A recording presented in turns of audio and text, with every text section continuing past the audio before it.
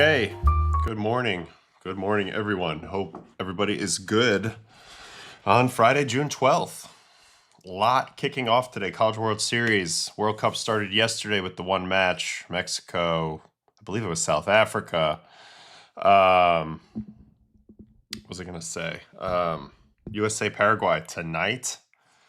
Very fired up about that. I don't know actually what the game time of that is. I should probably know that if I plan on mixing that in. Also, Yankees Jays tonight. I'll be doing pre and post game show. All right, so World Cup so far. Mexico won yesterday versus South Africa, and Korea beat Czech. Wow. Okay. That's kind of a little bit of an upset, no? USA Paraguay 9 p.m. Eastern, so that's a pretty crazy one. College World Series as well, kicking off. So whole lot going on today. Stream will probably be a little bit tighter. We'll definitely be a little bit tighter today. I have an 11:30 meeting. So we'll do about an hour and a half. And then we'll just kind of see where the day takes us. And then I just got one thing after another. I'll be on Fell territory today for the 2 hours, 1 to 3. So pinch hitting over there for a little bit. So you'll see me there. And then later. So today's a full day. Today I'm home, but I am essentially not home. I'm essentially in my office. Anyway, let's see what we got here in the chat. And we'll go from there. Do you think you'll look into Mitch Keller? He looks good for a few innings and he falls apart. Last 4 starts have been like this. Yes, I'll take a quick look. I probably won't maybe watch a ton of him, maybe a touch of this last start to get some context, but I'll dig in to see what's gone wrong. I noticed that he's got 3 clunkers in a row and like 5 of his last 6. So that's a trend. Rossi picking himself for player of the game. Yep, hilarious. I don't think he was prepared for that for that conversation at the end, but that was funny. That was really good. Good morning to everybody in the grounds crew, of course. USA.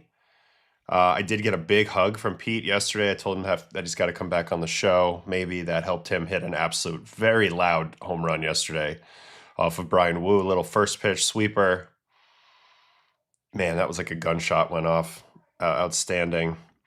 Excellent job last night. Analysis of a blow-up is probably more insightful than when dudes are shutting hitters down.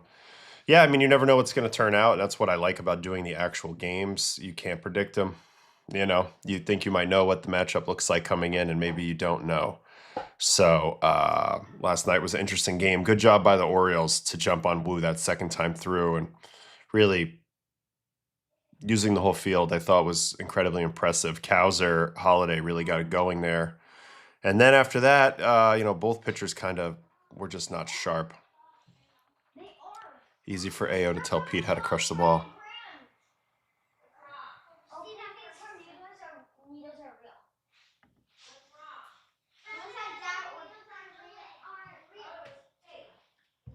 Yeah, I know it was a scam. Hi. Oh, you want to say hi? Hi, I heard guys. your voice. Hey, kid. You good? Mm-hmm. Tired. All right. I How's gotta that do the coffee? show. It's good. I got my Briarmere Farms mug today from the famous pie spot out in Riverhead. Very excited about that. If you don't know, they have the best pies in all the land. Like their chocolate cream pie is really good. Chocolate cream? Do you like the raspberry? No. I like the strawberry. I don't like berries. Okay. Oh wait, redo it. Love you. All right. Love you. Bye. Hey. All right, bye. All right. Ottavino, how much preparation do you do when you do interviews, attend other shows? I try to do as little as possible. I feel like I watch more baseball than anyone really, so I don't need to do a ton of prep. If they have game notes, I like to check them out if I'm doing a game. If I'm doing this show, I mean, I saw the rundown today for Foul Territory. We have a little production meeting at 11:30, but I try to do a little studying as possible. So for me, I just like to be off the cuff. I don't like to overthink it. If I think about what I want to say and then I'm thinking about what I wanted to say 2 hours later, that comes out not right. Baby, you gotta close the door or else I'm gonna be a distraction.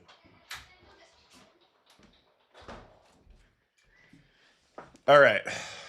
Anywho, Brian Wu, those secondaries. I mean, he's just, I think he's awesome. but relative to the other Mariners pitchers, he's a little predictable right now. Throws a lot of fastballs, and I thought, as good as it is, I think Baltimore just did a good job of forcing him into some corners there. And you're right, he doesn't really have the wipeout breaking stuff, I don't think. When's next ballet? Well, ballet just ended. I think she might have her last class tomorrow, and then she gets a little break until summer intensive program in London and in Miami. So that'll be legit, and then we'll be full speed next year with both of them in the ballet school. So that will be full speed ahead. All right, let's hit the standings, and then we'll go do whatever you guys want for a little bit. If you're on TikTok and you want to come on over to YouTube, subscribe, come get in the chat, throw me a like. Nothing wrong with throwing a little like my way. All right, Tampa Bay and the Yankees still tied. Neither of them played yesterday. They start a new series today. Tampa's out in Anaheim. Yankees are in their recent house of horrors, Toronto. So we'll see how that series goes. Blue Jays and Orioles both 9 back, trying to flirt and get close to that 500 mark and then proceed from there. You see flashes with both of these teams, but they're not officially lurkers yet. White Sox half game up on Cleveland. Really, there wasn't a lot of games yesterday, so there's not a ton of change in the standings. Detroit is an interesting conversation about whether we think they can get back into it. I think that's an interesting one. Oh, is Kirk back? So what was the move for that? Was it Heineman? It's got to be, right? So, yeah. This is a good question real quick while we're doing this. How can a guy like Christopher Sanchez be predictable with it? Just 2 pitches, but gets so much success and other pitches can't. Well, I mean, I think it's a little bit of a command, and it's also depends on what the pitches are. Sanchez's changeup is so amazing that it's an equalizer. So you can't cover both with him. With Wu, I mean, it's a lot of fastball. Yes, there's the 2 shapes, but he really prefers that 4-seam quite a bit. So it's just a little bit more predictable, and he doesn't have that one super contrasting pitch that he commands like Christopher Sanchez does. So I think there's levels to it, and Sanchez might need to expand his arsenal moving forward at some point, but for right now, clearly he's just fine spotting that fastball and changeup. Okay. Speaking of the Mariners, they're in first place. They did lose last night. Wu's struggling a little bit. Rangers 1 game back, A's 2 back, Houston 5 back. I don't know what's going to happen in that division. I do think that Seattle's the best team, but they're letting everybody hang around a little bit. All right, Braves, they've lost 2 in a row. They have a series here in New York versus the Mets. This is a low-key kind of important series for the Mets, facing a first-place team. A good series here could bring some good feelings moving forward, but we'll see. Philly 8 back, nobody else lurking there. Milwaukee 41-25. They have lost 2 in a row. They're playing the Phillies now. Cardinals 4 back. Pirates, Cubs, both kind of spinning their tires, as well as the Reds. Dodgers 44-25, 8 up. They play at the White Sox now. That's a fun series. A lot of attention on the White Sox lately. And obviously we know about the teams pulling up the rear there as well.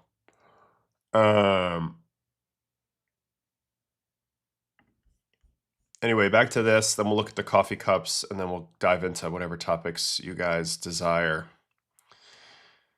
Who is 4-seamer is an outlier? His sinker is not. You don't have to have both being outliers. But again, I don't know. It's just there's a little bit of a predictability issue. I know that the fastballs are great, but the more people see it, the better they can kind of plan for it. I just thought the Orioles had a beautiful meet aggression with aggression game plan versus him yesterday. Kirk just said, I don't know if I'm allowed to say it, but I'm catching tomorrow. That's great. Media training.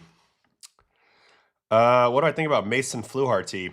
I don't know. I mean, very useful piece for the Jays. Hasn't probably hit his peak yet. But super important guy on their team, being left-handed. And, he's got interesting cutter. I mean, he had that big showdown with Shohei last year. He was kind of the Shohei whisperer a little bit in the regular season, then also in the postseason. So I like Fluharty, but he's a role player. He's a solid role player.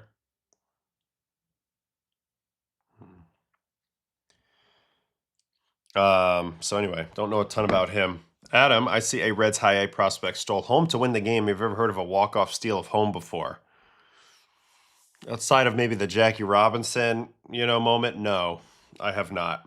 All right, here's our coffee cups. Mind you, there wasn't that many baseball games yesterday relative to normal.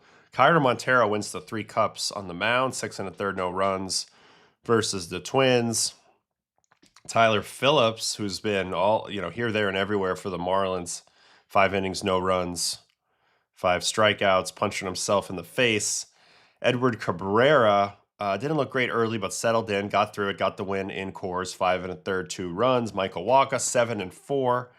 To me, that's old school ace right there. Gave up 4, still pitched 7. Kind of like it. Christian Scott had his worst start in a while for the Mets. And yeah, a lot of people just pitched poorly. Bradish did not pitch well. He is way too wild. He's got 11 starts now, 3 walks or more. As good as he is, that's a big problem. Baltimore really doesn't have that guy who is the ace, and every time out there you feel really good about him. Bradish should be that guy. Actually, the best performance in that game was Tyler Wells, 3 innings of relief. He was the reason, in a lot of ways, why Baltimore won that game. Kumar Rocker, 4 2/3 2. Merrill Kelly, 6 2. Robleski, 4 4. I mean, there just wasn't a lot of standout performances. As for the WPA, Montero, Phillips, Tyler Wells, previously mentioned. The Mets bullpen did a nice job. The 4 pitchers that came in a row there, Minter, I think it was like Minter, Raley, Weaver, Williams in some combination. That's how they imagined it. Minter's a big piece for the Mets. It's nice that they have him back. Anyway, this is the WPAs, kind of what you would expect to see. Now we look at the batters. Brett Sullivan, 2 home run day for the Rockies. Colt Keith, Seiya Suzuki. Those guys drove in a lot of runs. No 4-hit days. Dylan Dingler again with a 3-hit day. Troy Johnston. Troy Johnston gets knocks. He just does. Anyway, again, not a crazy day out there. Let's look at the WPAs for batters. Seiya Suzuki, his home run was obviously extremely clutch, 4 RBIs, so grand salami. Juan Soto had a nice home run. Jared Young, Julio had a good game yesterday. Adley had a great game yesterday. Shohei. All right. Cole Carrick, who's a rookie for the Rockies, hit that first career dinger yesterday. All right, let's check out the top 100s. Here's the pitchers. Caminiti, 4 innings, 6 Ks, 1 walk, 2 hits, no runs. Gage Wood was actually asked about yesterday on the stream. 3 innings, 5 Ks, 2 runs. As for the batters, Rainiel Rodriguez, the 25th ranked prospect in the game, had a 2 home run night. Eli Willits with a home run. He's hit about 3 or 4 home runs this week, Eli. Charlie Condon trying to get his way up there with his friend Cole Carrick. Had a good game. Lázaro Montes seems to hit a home run every damn day for some reason. And that's kind of where we're at. Don't forget, NCAA tournament starts today. College World Series, I should say. And it's a very baseball bracket, not the regional bracket overall. Here's where we're at as we head into Omaha today. We got some traditional powers, and we have some upstarts, and that's actually pretty cool. I love the fact that it's nice to see, like, Troy, for example. Troy's in here, West Virginia. These are big building blocks for college baseball. Letting teams know that it is possible. I think you want as much parity as you can get in this type of sport. That way it gets funded from every angle and it kind of grows as one. Anyway, North Carolina is the fifth national seed. They're in there. West Virginia, first time in the College World Series. Ole Miss, they've been there plenty.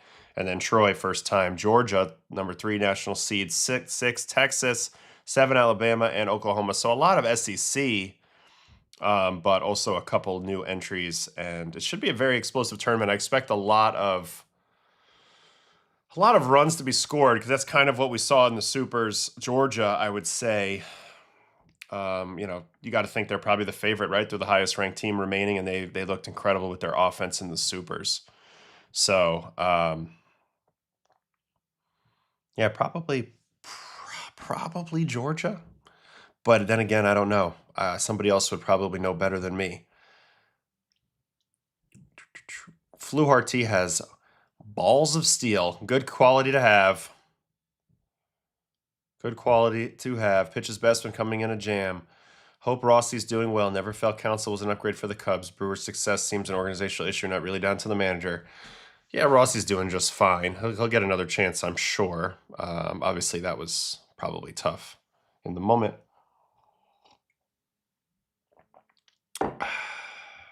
Brandon Young is our ace.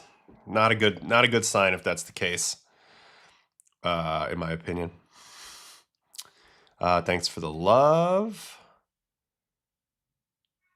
No Western teams this year. Counsell got ejected for the second time this season. Does that really fire guys up as much as broadcasters tell us? No, probably not. But I do think you gotta sometimes go out there and get your money's worth, and just kind of let it all hang out there, just a little bit. Okay, so that we've now caught up on the baseball schedule.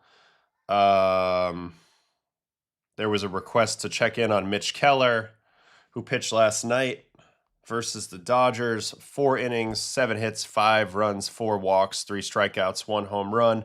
He started off very good this season, and it is completely backed up, and the StatCast numbers agree. Basically has him below average in everything. Walk rate slightly above average, barrel rate, and exit velo. But overall, yeah, it hasn't been great, and he has been giving up a lot of hits, and now the walks have poked out a little bit recently. Speaking of recently, let me do a little audit on him. Hold on.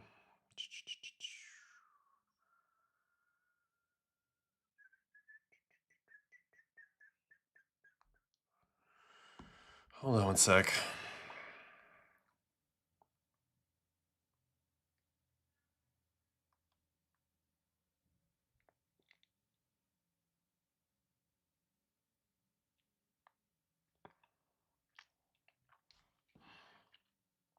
One sec. Let me try to figure something out. Damn it. All right, whatever. Let's just go to his game logs for a second, because this is what I was talking about. This is his last couple games. 5 earned, 6 earned, 7 earned, 3 starts in a row. That'll blow you up. And he's gotten hit in all of them. Then he had a decent one here, but then right before that, back-to-back clunkers. So we're talking about 5 out of his last 6 starts are clunkers, for sure. Looking at the overall picture in terms of stuff from this year to last, I mean, he's become incredibly kitchen sink. My goodness. 1, 2, 3, 4, 5, 6, 7 pitches, and he throws all of them.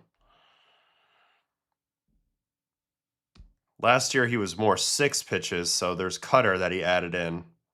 And the velo's down just a touch, it looks like. Guess he had this pitch in there in 24. So this was like a little bit of revert back type strategy. What's he getting killed on this year in terms of run value?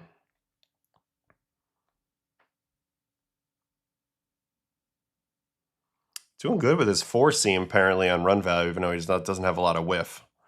Getting outs on that though. Sweeper, no bueno. Sinker, no bueno. Changeup, no bueno. Slider, so looks like he's probably getting beat up by lefties a little bit, would be my guess here.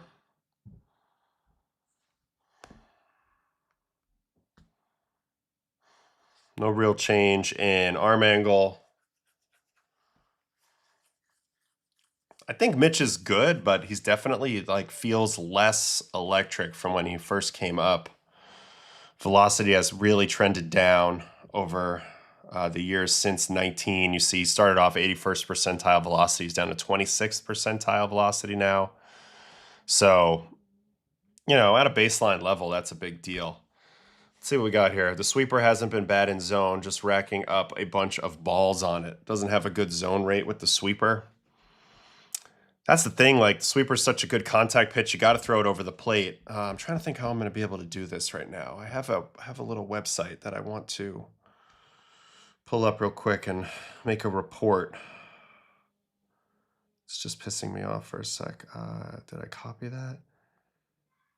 Copy. I'll try to email it to myself and then pull it up on here.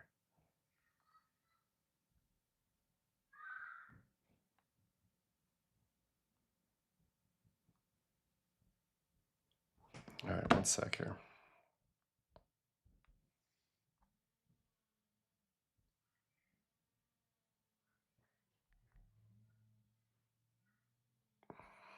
All right, hold on one sec. I got to do a little sign in here, and then we'll dig in a little further.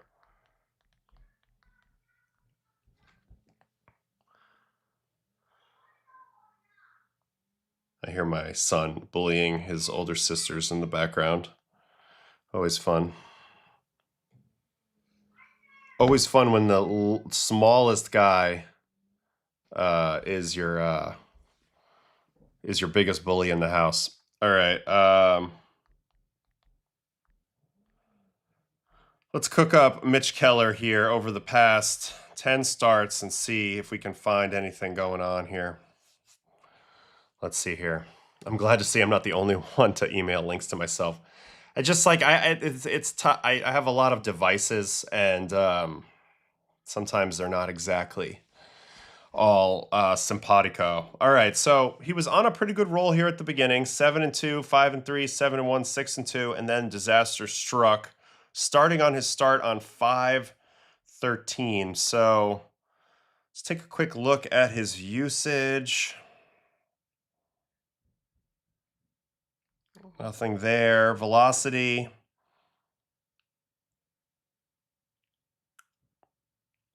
On the four seam. Really no change there. Sweeper. No real change in movement there, although you see the HAA has gone up, so he might have moved on the rubber recently.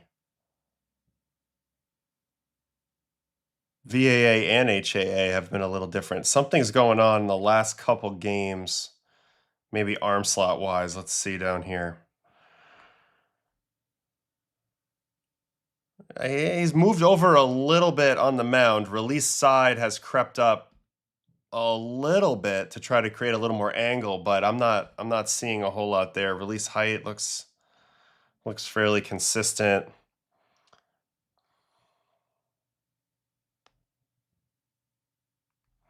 I don't know. Hard to tell. I mean, I will say, let's watch a little bit of his game yesterday so I can kind of get a sense of maybe what it looks like right now. But not a whole lot in the numbers, at least, jumping out right now in terms of like some obvious horrible situation. Although I will say the walks have ticked up a little bit in his last couple games. So he walks Shohei to lead off the game here.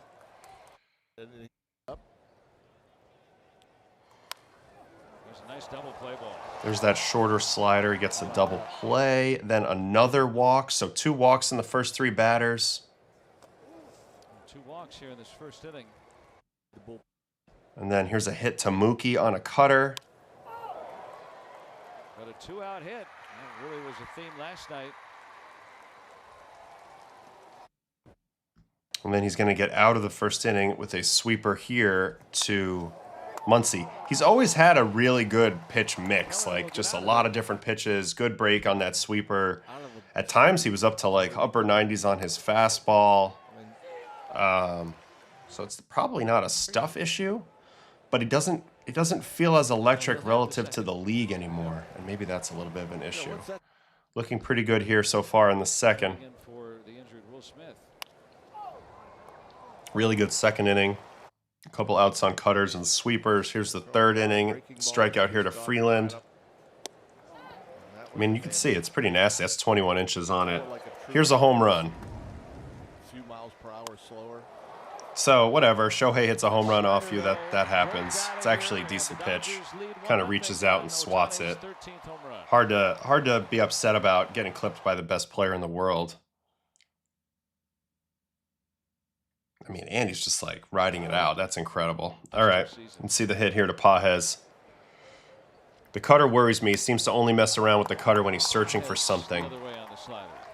There's a lot of pitchers in this league that go down the cutter wormhole, thinking it's going to be a huge level up, but they don't. The cutter's not really impressive. And then you end up giving market share to a pitch that's not good. But I haven't watched him enough to tell yet. I'm surprised he's throwing some of these shorter sliders to righties. You would think he'd be using that below zone versus lefties. 0-2 hit by pitch. So yeah, it was cruising right along, and now he's kind of loses it. Gives up the home run, gives up a hit. And now 0-2 tries to go front door sinker to Freddie. And just kind of kneecaps him. So that's not great. First and second, one out. Here's Mookie looking for a double play ball. They go to the sinker. Almost got clipped. That's old Mookie. That would have been a home run. That would have been a home run, right? Yeah, that's going over the fence. How hard he hit that? 96.7 at 27. This is the old Mookie. Like, you think you're going to sneak the cheese inside on him, and he's too quick. So that's a good sign for Dodger fans. But anyway, that's an out. Then another hit by pitch. So some poor fundamentals. 2 walks in the first inning. 2 hit by pitches in this inning on breaking balls to lefties. So no command whatsoever of the breaking ball, it seems like. And then they're just not building in a lot of margin for error for himself. This is a good pitch, but this is a little bit of a difficulty with pitching to contact and also cutters up in the zone. You don't get ground balls on them. You get flares. Sometimes flares are hits. So as much as you want to say this is unlucky, I mean, it is unlucky, but it's also a little bit of a product of the approach, right? Little poke by Tucker could be trouble. It's going to get down. That's okay. Don't worry. We got it. We got it handled. I appreciate you, Spectre. LA leads 3-0. So that's 3 runs in, but, you know, you can blame a weak contact hit all you want, but in reality, he gets beat there because of the hit by pitches. 4th inning. 1 out there. That's what Luis Gonzalez believed. Yeah, he could dunk it over the infield, and he certainly did. Here's a fly out. That's fine. Here's a hit to Shohei. So Shohei kind of owned him. Walk, home run, hit. No shame in that. That's a horrible matchup for him, obviously. I mean, he's trying to throw a sinker there. Here's Pages. 4-seamer. 92.6. I mean, he used to be... Velo definitely tending to... Looks like it dropped off in this game. I mean, he used to be upper 90s. I'm seeing a lot of 92s, 93s. And in today's era, you got to really pitch with 92, 93. And there's a lot of center cut heaters to some good hitters here. So this is a little 2-out rally, but... I don't know, just not looking impressive stuff-wise. And then here's a walk to exacerbate the problem. Another walk. And that'll reload the bases. Yeah, it's tough. Start to get that pit in your stomach midway through the game. It's hard to keep competing. Gets bailed out here by Tucker. But that is 5 earned runs. And lead 5-0. Yeah, he hasn't. It's just like, you know, it's always interesting when a guy transitions from being an upper 90s guy to being more of a, you know, below league average velocity guy. And now they have to pitch a little bit more. And he's capable of doing it. But, you know, it's not like the run prevention has been elite or anything. I mean, even last year, maybe it's acceptable, but it's not what they're paying him to do. 4.19 and 32 starts. As for this game specifically yesterday, I'm curious about his velocity degradation here because it felt real to me. First inning, 93.7, 93.2, 93.6, 93.1. No, but he never really threw hard in this game. I mean,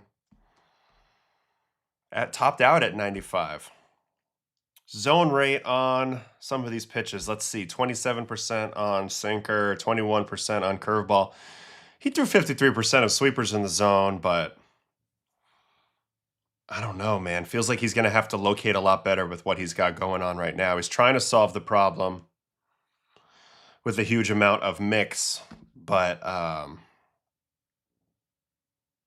yeah, I mean, he didn't do himself any favors with the walks and stuff. Not really a whole lot of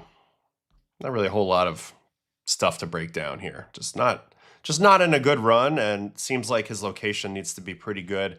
I will check his Fangraphs Stuff Plus real quick, because to me, I'm guessing that this is going to say that he's way below average now, right? That would be my guess. Yeah, has him as a 93 Stuff Plus now. Only plus pitch being the slider. So, yeah, got to locate. Location Plus likes him a little bit this year, 103, but that's probably not going to offset the 93 Stuff Plus. So, I don't know. Taylor's old as time. Got to make some pitches. Got to dominate your fundamentals. He's only 50-something% first pitch strike yesterday. It's not going to be enough. He hasn't really thrown upper 90s much in the last couple of years. Still has it in there at times, but he's really trying to go deep. I think last year was a late season slide that lowered the ERA. There was some old video of him throwing a bullpen at Tread 100. I wonder where it has gone. I think Tread, I don't know this. Maybe this is a little bit of a hot take. Something's up with that Tread mound. People throw way harder on that mound, it seems like, in that controlled environment. I don't know if they have grip tape on the mound or what, something. And then they get in the season and they're pitching every 5th day in cleats or whatever, and it's just not the same. So, I don't know. Did you notice how the ball was flying in the first couple innings in Queens? You know, a little bit, but I also noticed in Baltimore too last night.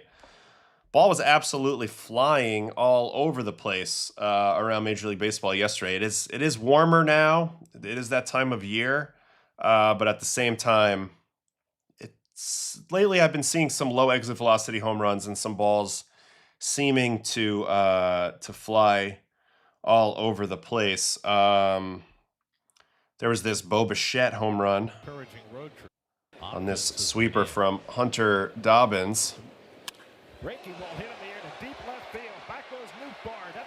Pull side fly ball Bo, not often seen, but he came through with the eerily home run there yesterday. 103 at 34. No doubter. Here's Bo with the whole leg kick. Nice.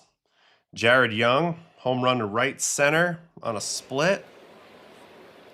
Jared Young drives one out to right center. Back in the gap goes Walker. Looks up and that's going to get on out of there at 105.6 at 22.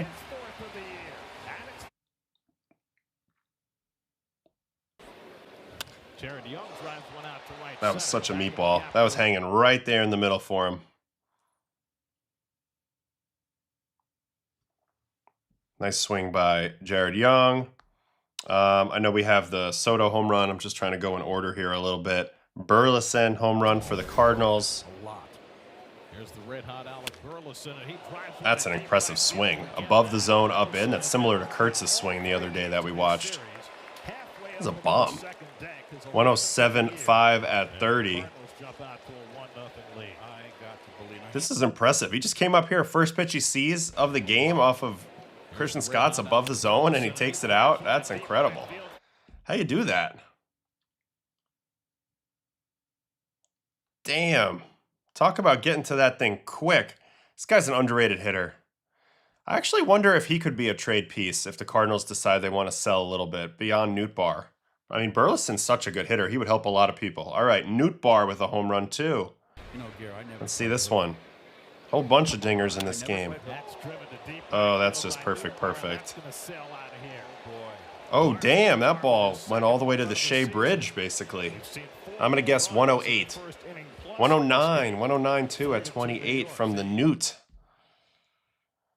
Nootbaar showcases plus exit velo and plate discipline. Hasn't been able to put it all together yet, but he does showcase that. Here's Jimmy Crooks home run. Who are you, Jimmy? You're the man hitting a home run. Now that ball did not feel like he got it at all, and yet that carried on out of here. I'm gonna guess this is 97. I'm gonna guess 97.5. See, I'm getting good. I'm getting good, you guys. 97.5 home run to right. You don't see that too often. This was comfortably out of the ballpark. So yeah, ball's starting to fly here in the summer. You might start to see a bunch of homers. I'm glad I don't have to contend with this on the mound anymore. But yeah, and then there's a bunch of doubles, whatever. But the big swing of this game was Mr. Juan Soto off of Jojo Romero. Let's watch the entire at-bat. This is a master at work. Full statue take. Now, sweeper. Now I've seen both of your pitches, and I have calculated them. And if you throw that again, I will smack that shit. Sinker away. Not the one I was looking for. But this is the one I'm looking for. He's so good. He's so good. Back spins the heck out of that. That's a see you later. Exit velo guess. 104. 101. Okay. Still, even that one really carried. Definitely backspun that with the way he hits the bottom of the ball with that flat swing. But look at him choked up on the bat. Every Boomer baseball fan would be proud of him choking up on the bat right there. Nice level swing, elbow, back elbow up, all the stuff you heard.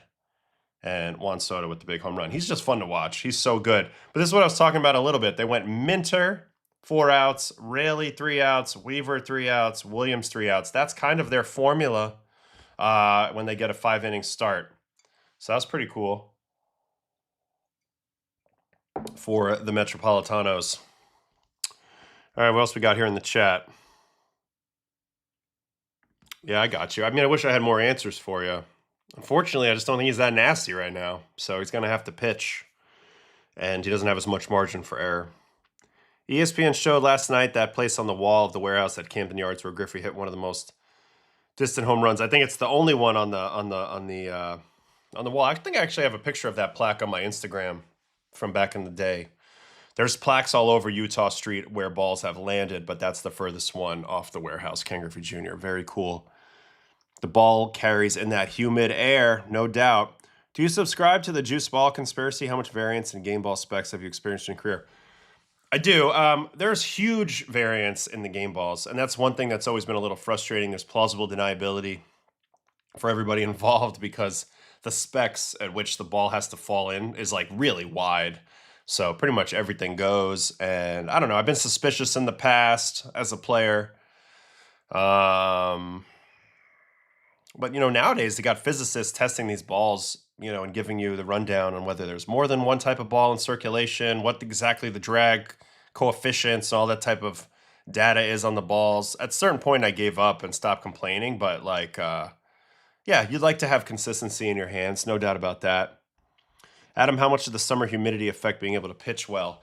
I mean, it's a different challenge. You get sweaty, you get tired a little earlier. Sometimes it's tough to marinate out there in the hot bullpen during a game when it's super sticky. You're kind of getting drained without even doing anything. Sometimes you get so sweaty that you get that water dripping and sweat dripping down onto your pitching hand. You got to deal with that. But I'd still rather it be warm and humid than like dry. Dry's tough. The ball's really slippery and dry. For sure.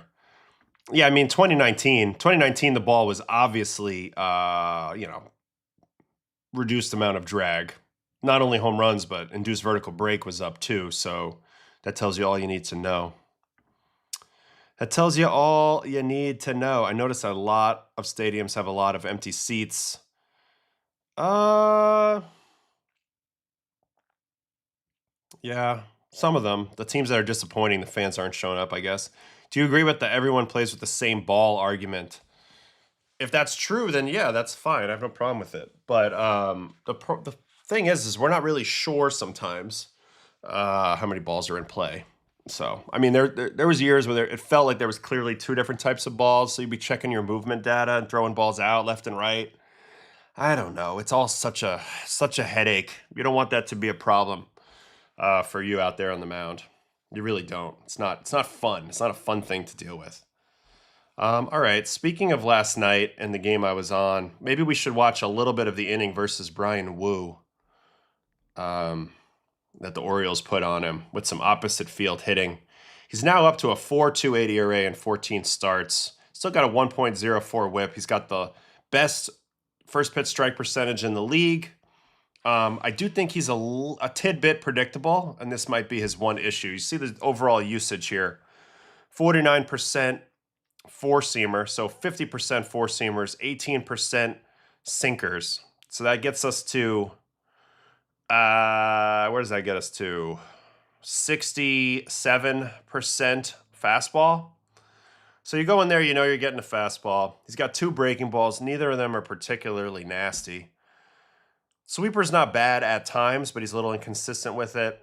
Gyro slider, same deal. If he works it off of the perfect line, it can play. He threw one really nasty one to somebody yesterday, but he doesn't have a real ability to lean on those pitches in zone. It's mostly fastballs. And so in last night's game, he came out looking the way he always looks, really good early, but I thought he got way too predictable with fastballs. And this number's not going to show it because he pivoted off of it hard towards the end of his outing. But at one point, he was at like 70 or 80% fastball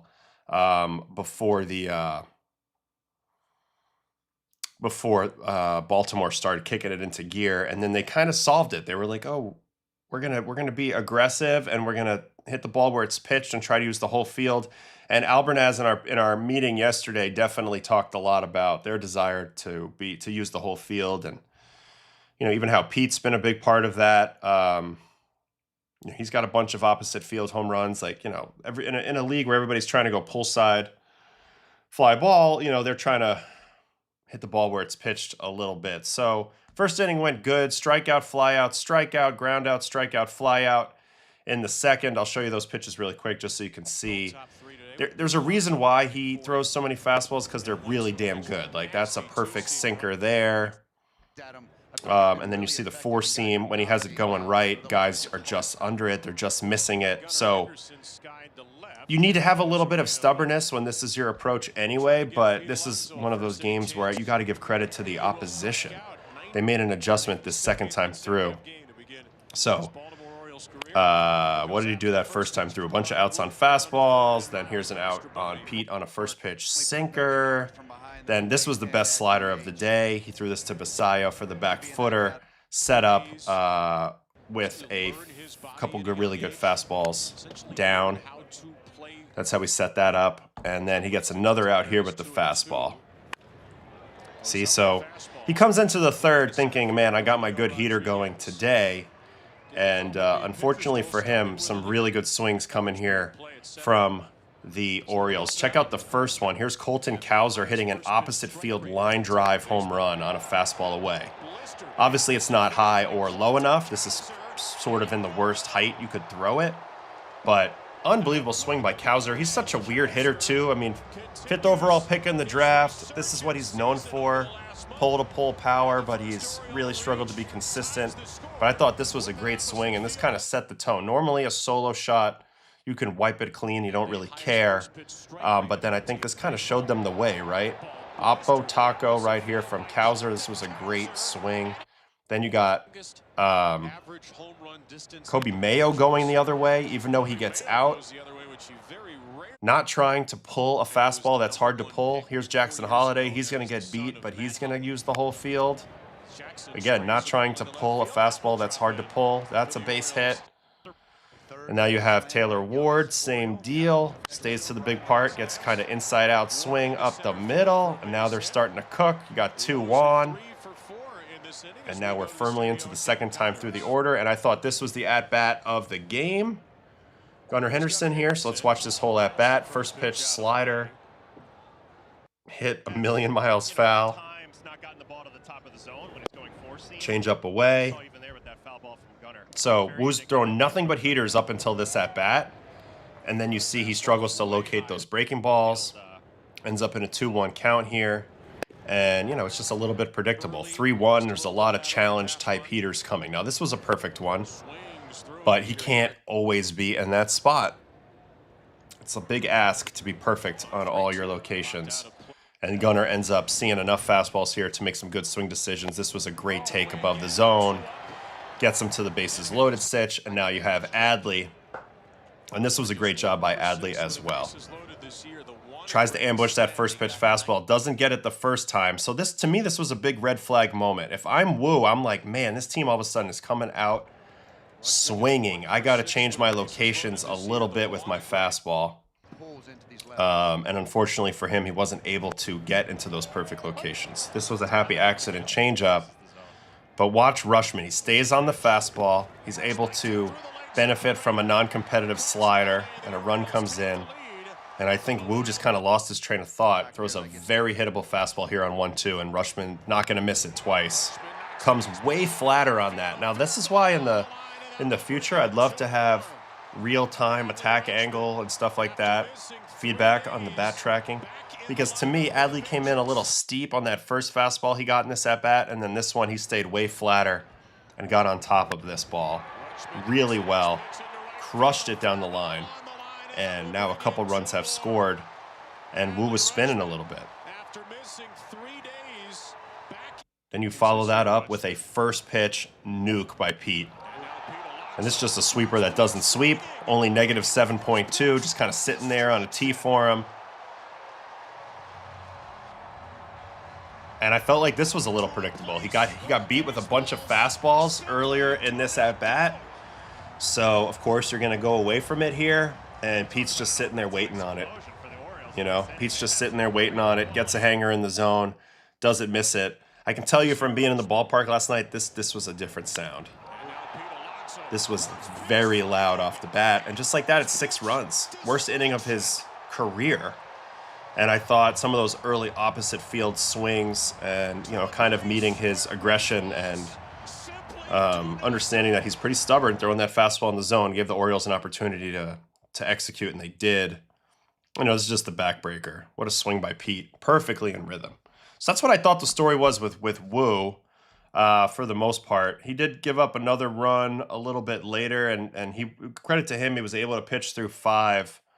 But I did think he did a really nice job. I think the Orioles did a really nice job against him game plan-wise. On the other side, Bradish also was a little off, but some of these home runs were a little bit sketchy, I would say. Another aspect of the ball flying. This is a line drive to right. That seems to get on out. 105, but 20 degrees. So that ball kicks out for Cole Young. Luke Raley. This one's 92-4. 92-4 is absurd to be a home run. That's something you have reason to complain for sure. 92-4, up over the big wall. Not a good pitch, but also 92-4. Then Dom Canzone, this swing is ridiculous. So Bradish didn't help himself. Same thing, too many walks. He's now got 11 games with 3 or more walks. That's really what's killing him. I think his stuff's still really good, but he also got a little unlucky. I mean, look at this swing. That's not a home run swing. That's just not. It's just not a home run swing at all. But, yeah, Bradish was in for it a little bit. And after that, everybody pitched good, and that was the end of the game. Orioles were able to split the series. But, yeah, thinking about Wu a little bit, maybe a little bit of predictability issue. The secondaries are going to matter at some point. So maybe he's going to need them sooner rather than later. And we did. I felt like his fastball was a little bit invincible at times last year too. But you can see that if it's not really up in the right locations, it's a little bit vulnerable. Do you know Pete Alonso well? Yes. Got a big hug from that big bear yesterday.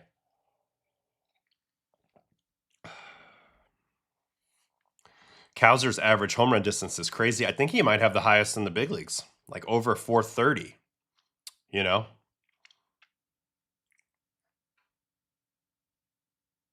That almost looks like one of those edits where someone turns a bunt into a home run. Yeah, that Canzone swing. That was super weird swing. No way around that. Super weird swing. All right, I mean, shit. What else is there to really watch?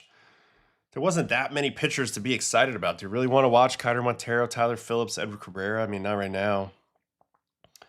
Those are the main guys, I think. Offensively,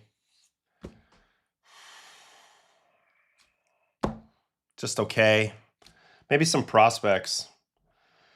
Maybe we can look at Caminiti a little bit. I never really seen this guy pitch. Pitched for Rome and High A yesterday. That could maybe work. Let me see if I can pull up that game. High A from Rome. Rome, Georgia.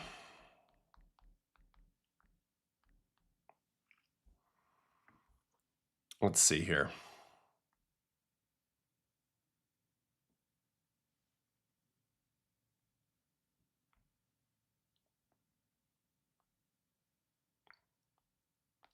See if we get video from this. Caminiti. Ooh, facing fellow prospect Theo Gillen. Here he is. Strike 3 right there. Very nice. What else we got here from Caminiti? We got a fly out. This guy was a big draft pick too. Bodine, I think out of Coasta, a catcher, right? Don't want to load that clip. Okay. Oh boy. Why are we not loading our clips? What is happening? There we go. This is a called strike 3. Nice little fastball there from the lefty. Very high prospect, Caminiti. What's he rated in all the land? Number 49. Currently number 49 and climbing. Here's a strikeout of Polanco. Ooh, a little leg hang. Is he related to the other Caminiti? Ken Caminiti, I wonder. Tony Santamaria with a fly out here. So is there looks like there's a little bit of crossfire action out of Cam.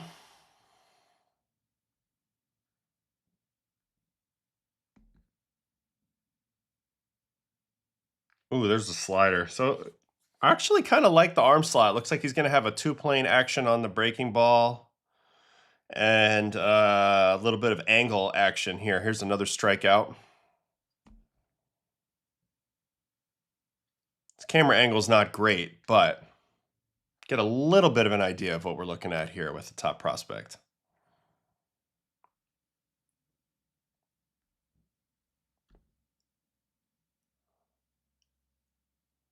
Little tapper. Chews up a righty right there. Oh, Theo Gillen's going to get a hit on a bunt here. Oh, a little push bunt. Good effort, but he's too fast. Nice play. And then Caden Bodine. I remember this guy from the draft. Gets him to chop it to third. Nice play there. All right, one more inning from Cam. Nathan Flewing.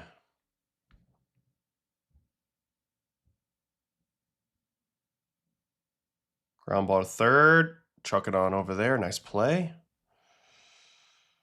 Eden Smith strikes out on a foul tip.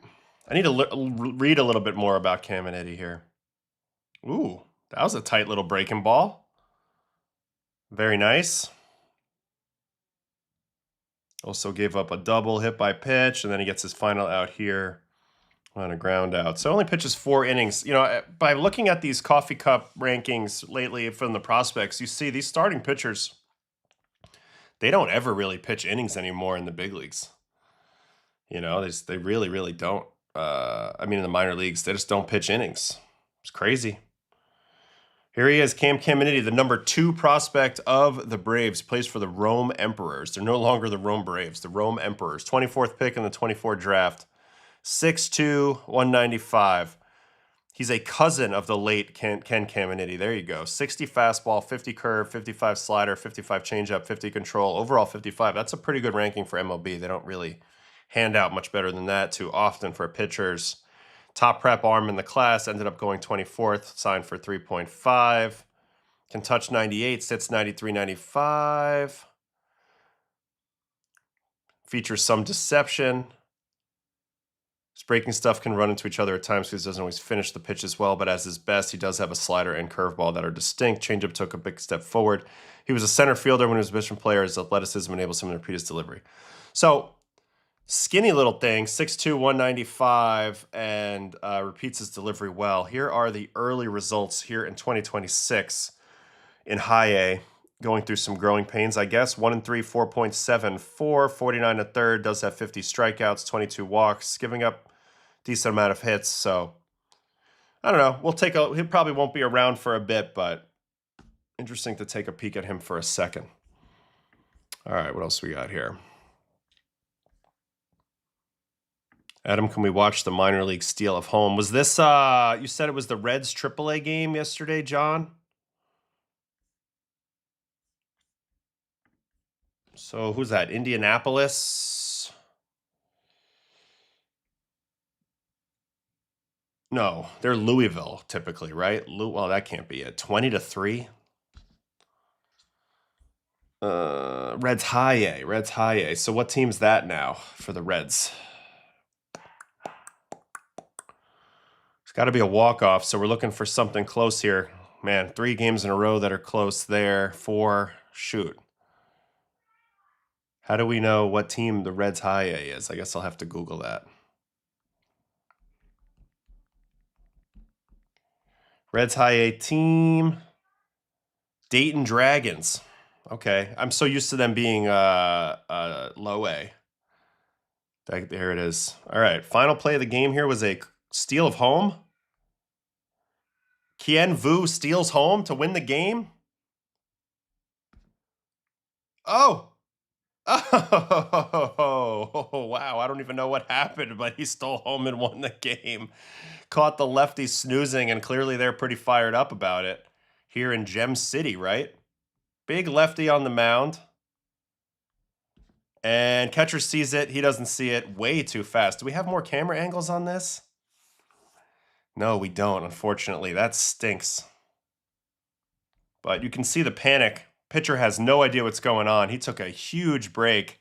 Ball game over. You just don't see it very often. Walk-off steal of home. Wow. Kind of amazing.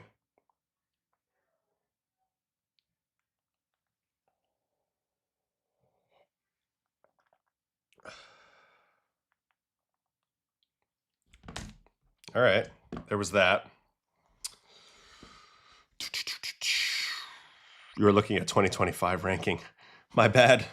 I forgot I hadn't switched it yet because so he's now number 1. He's now number 1 in the prospect ranking. Ken Caminiti. 93, 94, 97. It's all the same scouting report, but he's moved up to number 1 ahead of J.R. Ritchie. So they have a lot riding on him, but he's only 19, so you won't see him for a while. They're saying 2027 earliest on Caminiti. My mayor's still Muslim. My bagel's still Jewish. Adam Ottavino is live. Nixon 5. Let's go. Miz is pitching tonight. Came back to say that also right-hander pitcher Tyler Phillips, the guy that slaps himself, pitched 5 innings. Did he start? Yeah, he started. As a former pitcher, how important is the catcher? Massive, massive. I mean, it's huge, especially if you're not going to call your own game. You need to have somebody back there on the 1s and 2s giving you the good fingers. But you got that relationship with the catcher is super important. I think catcher's the most important player on the team. Typically has the most outsized impact, so it's important. Boing, boing, boing, boing, boing. Tyler Phillips. I mean, really, this was a dead day. There's just not a lot going on. What about on the hitting side of the prospects? Rainiel Rodriguez Springfield, 2 home runs, catcher for the Cardinals. Why don't we check that out? Sure. This is one of my old affiliates, Springfield Cardinals. I got absolutely torched in this ballpark. So even though they lose this game, not something that I like to think about a lot, but this dude hits 2 home runs. So here's the first one, big prospect of the Cardinals. Hopefully we have video on that. Sure do. Here we go. Ooh, a little short little guy. Oh, there it is. Hammond's Field. I gave up so many home runs in this ballpark. Pretty sure Josh Donaldson took me over the trees. This guy's a short little guy. So another catching prospect for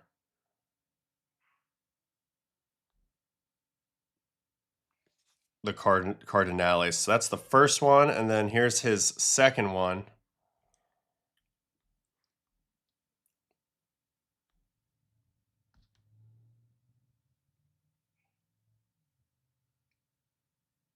Oh, man.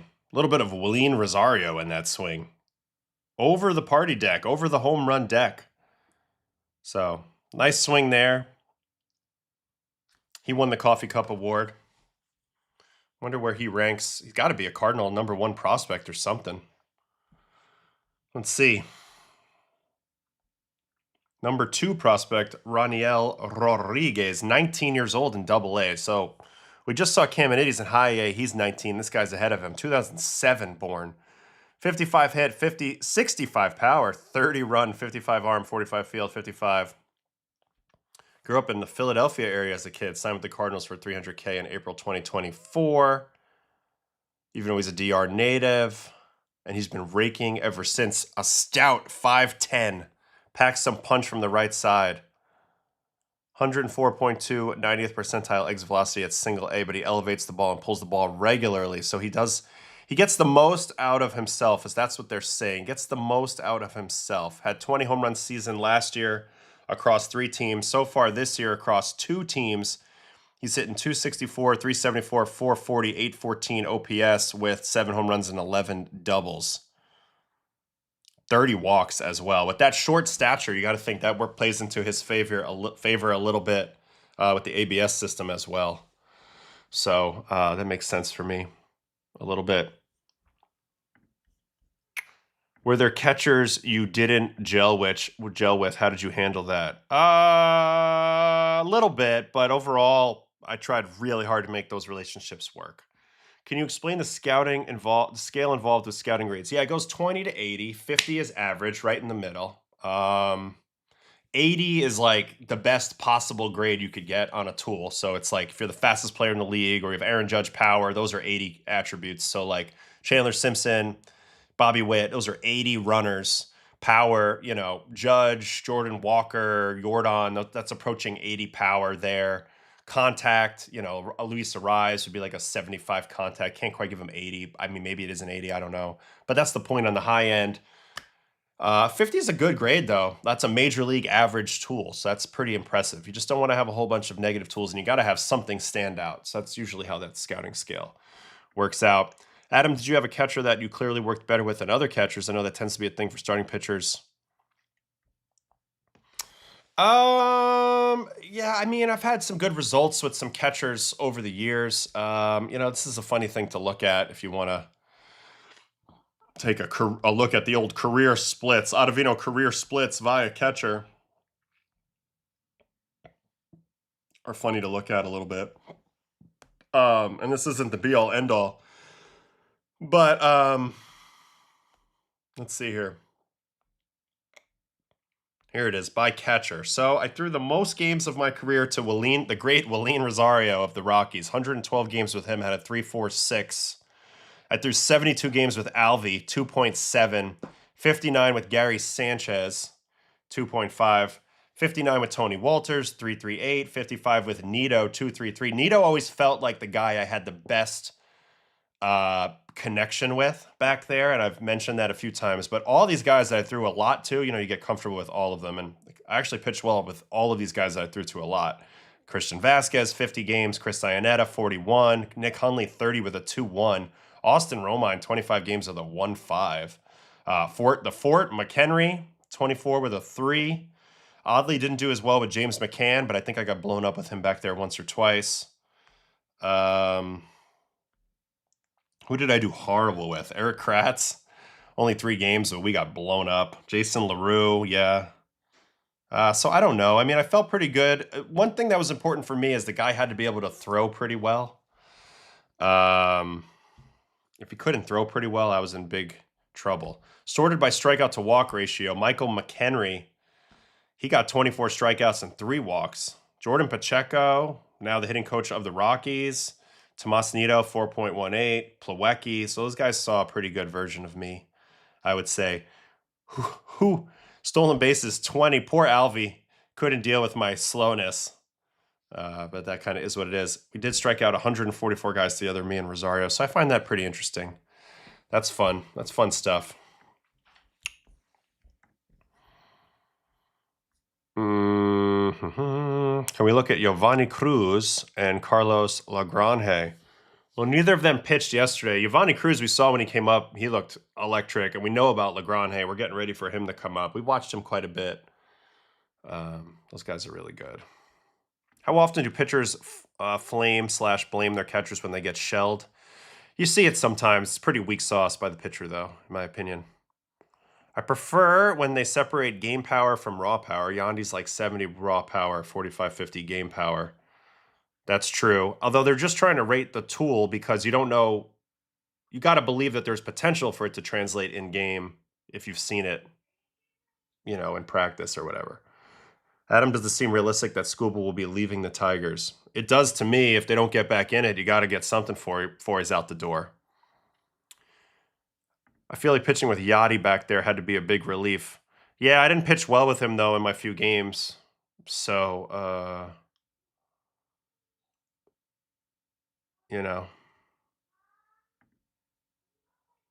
why did you need a stronger arm? Just your pitching style? Oh, because I can't hold runners, so I needed somebody back there who could help mitigate that a little bit. I mean, I'm just saying that was one of my weaknesses. Well, probably my number one weakness was not being able to stop anybody. Here's my splits by stadium if you're ever interested. I threw 185 games at Coors. Sorry about it. 112 at Citi Field. Although I'm very proud of my Yankee Stadium stat line. 51 innings at Yankee Stadium with a 1.59 ERA, and yet I got booed off the field several times. So that's always fun. All right, what else to look at?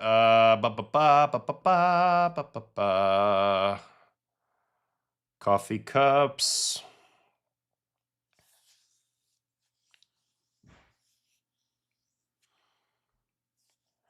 What about Gage Wood? We had a question about him yesterday in the chat.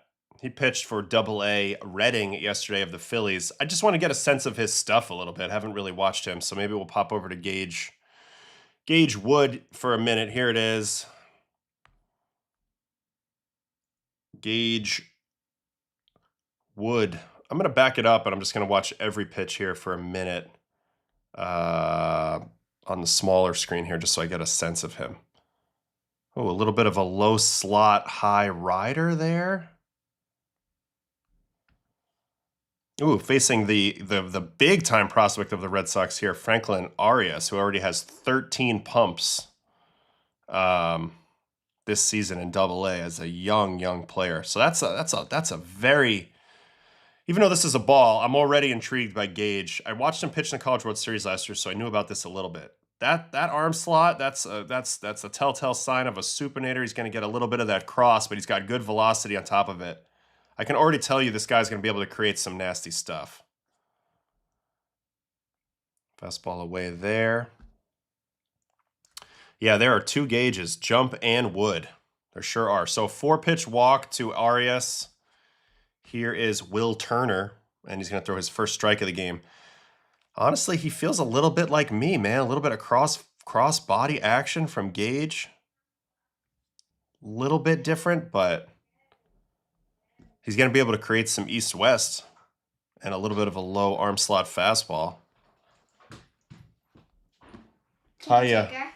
Can I take her? Yeah, can you take her? Why? Is somebody asking me to take her? Mom. Just have her hang out in here? Yeah. All right, close the door. Okay. Love you. Love you. Hit him in the toe. Got to get him a tow truck. Hit him in the toe. All right, here's Will Turner. Oh, still in there. They said he didn't hit him in the toe. Man, no, there's somebody else he's reminding me of with this delivery. There's a little bit of Tyler Mahle in this delivery, actually, with a little bit of a lower arm slot, but a similar vibe as he strides to the plate. Pops it up. He's a fine man, too. Wow, okay. Would you do some immaculate grid or guess the swing? We could do guess the swing here in a little bit, if you remind me. We could do that. Yeah, I got Daisy here, if you guys want to. She's just sitting here on the ground underneath me. It's fine. Do submarine pitchers have more trouble maintaining arm slot angle? I don't know. I don't know the answer to this. Probably.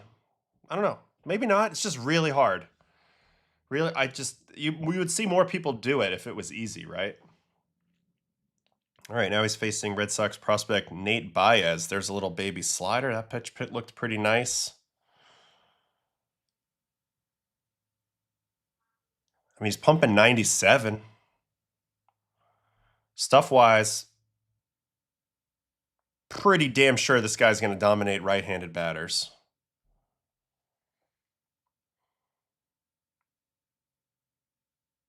Oof, that pitch was close. No call there.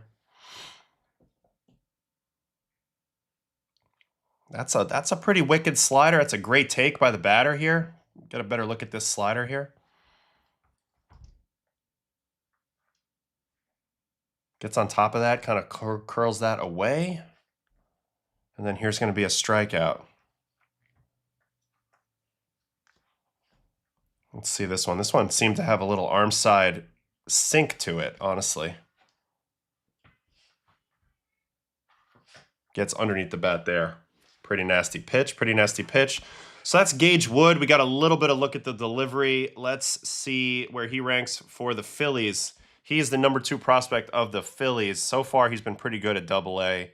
3.35 in 12 starts, 40 innings, 59 strikeouts. That's very good. See what it says about him. 70 grade fastball. That is a very high fastball grade. 55 curveball, 45 slider, 45 changeup. He's definitely going to be throwing a sweeper soon, right? With that arm angle. Wood spent his first 2 seasons at Arkansas pitching in high leverage situations out of the bullpen, then joined the rotation on a consistent basis. As a junior, he missed 2 months with a shoulder impingement. Don't love that. But then came back with that 19 strikeout no-hitter against Murray State in Omaha. His stuff and ability to throw for strikes helped him land in the end of the first round. His fastball might be good enough to get big league hitters out now. Sits 94, 96, touches 98, but it's a combination of velocity, carry, low release height, and flat approach angle. So he's got a special fastball a little bit from his angle. 82, 85 curve. I see him throwing a sweeper at some point. Wood has gotten to work on improving upper 80 slider to give him a shorter break he can throw for strikes in the split. So we'll keep monitoring him over time. No. Come here. Come here. Come here, pup. You want to come sit on my lap? You want to say hi to the people? Want to say hi to the people? Anyway, that was Gage Wood. So we took a quick look at him for a second. I only have 10 more minutes. Oh, you okay, buddy?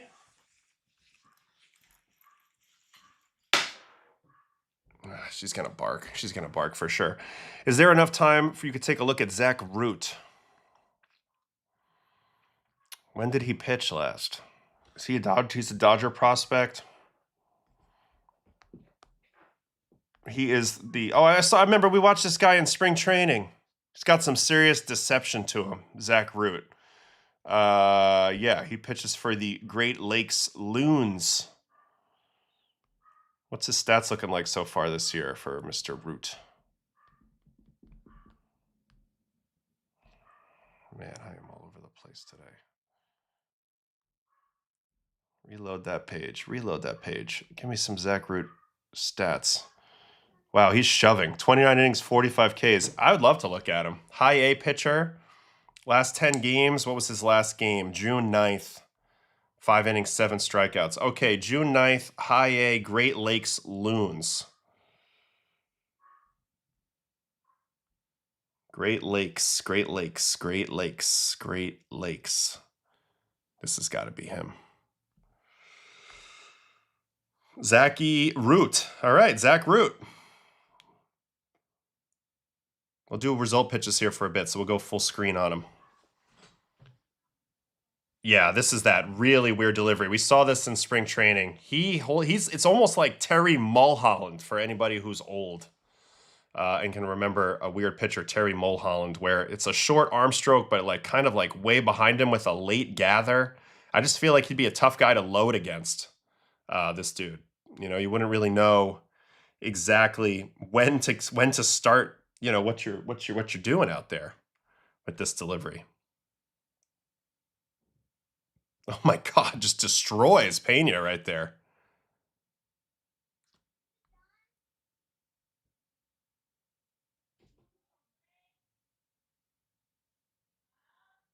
And then Andrew Fisher, our guy, is going to punch out versus him here. Andrew Fisher, my man. Pretty nasty breaking ball. I want to watch this whole at-bat between him and Fish. This will be fun.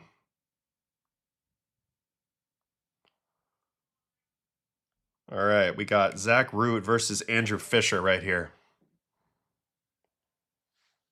Sinker away ball.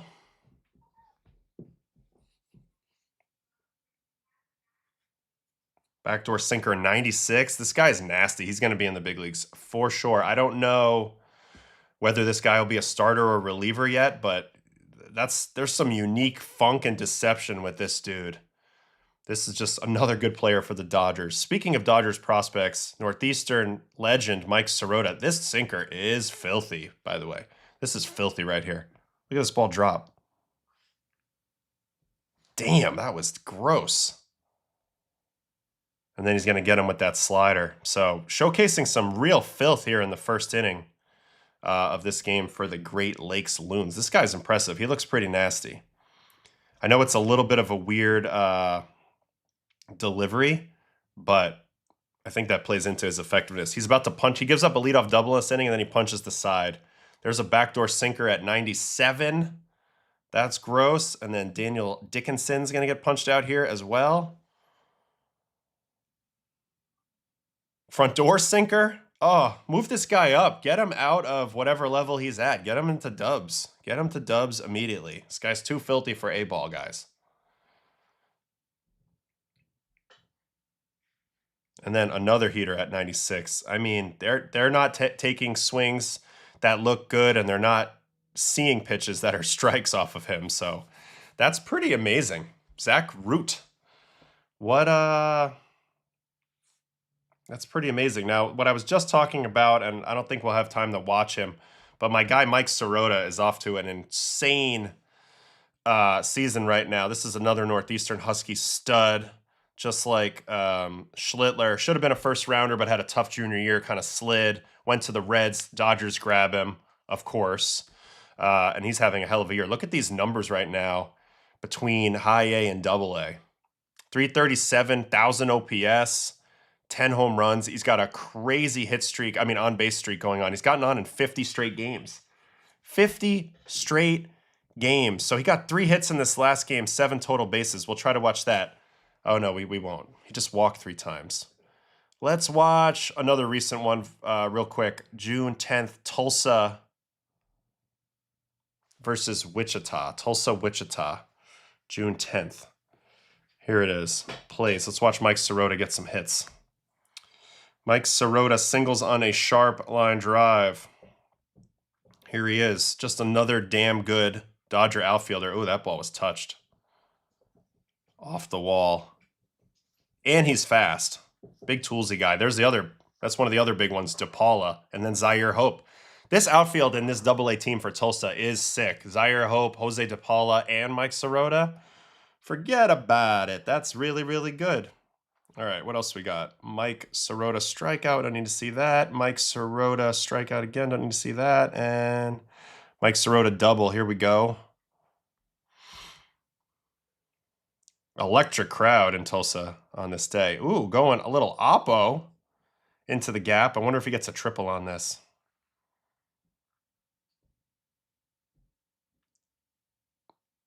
Looks like he's going to get thrown out going to third, but we got a pull side double. We got an oppo double. And that's it. All right, so you get a little glimpse of the kid. Little glimpse of the kid. I have to go in 5 minutes. How do I do the guess that swing real quick? What's that website called? Where you can guess the swing. It's like Swing Guesser. Batter up. We'll do a quick round of batter up here, and then we'll go from there. Ooh, I'm going to say Victor Scott.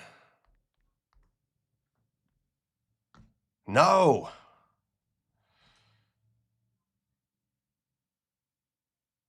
I don't know who this is. First guy. I'm already cooked. Center fielder. It kind of looks like Xavier Edwards, but it's a. You know what? We're gonna give up. Don't know this guy. Yeah, I was never going to get Angel Martinez. All right, let's reload it. I don't want to do that. How do I do the batter up classics? Oh, that's Will Myers.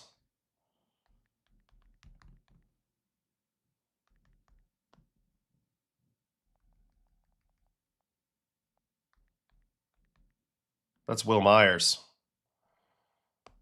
Okay, random player. Oh, we got a pitcher here. Oh, that's Eric Gagne. Bam. All right. Random player. Oh, that's Jose Canseco.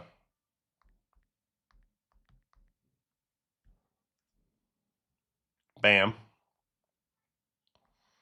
Random player. Oh, that's Corey Kluber. I'm so good at this. So good at this. That one's too easy, the classics. Let's just do regular batter up. I want to get, we already know this is, what did we just say, Martinez? Angel Martinez, even though I did not know that one. All right, give me another random player. Here we go. Oh, that's Bryson Stott. Bam. All right, who's next? Oh, that's Paul DeYoung. Bam. Don't mess with me. I'm too good at this. All right, this is O'Neal Cruz.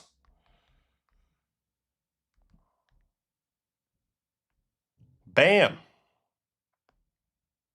All right, next. I think this is Gabriel Moreno. Bam. Dominating. Absolutely dominating. Who's next? Oh, this is Chris Bryant. Wham. Can't forget that swing. All right, who's next? Oh, that's Shohei. Bam. I'm going to go until I miss one.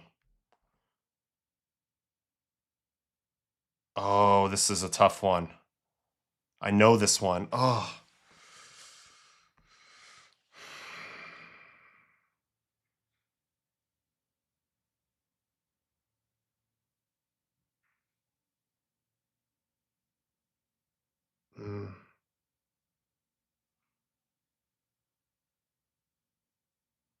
I freaking know this one. I can see it in my head, but I can't think of the player.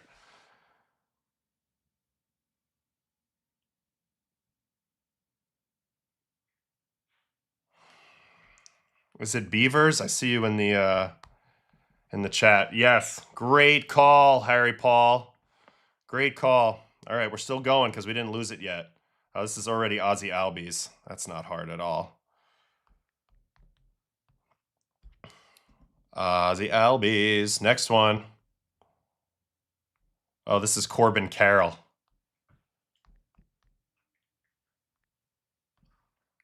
Bam.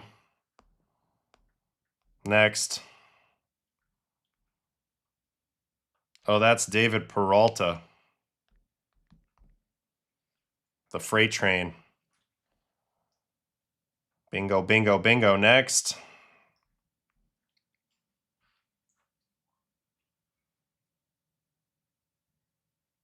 That's Connor Joe. No, I got it wrong. All right, we lose. Who is this? Jonathan India. Dang it. I should have had that. I should have had that one. Ah, man. Thought I did all right, but didn't quite get that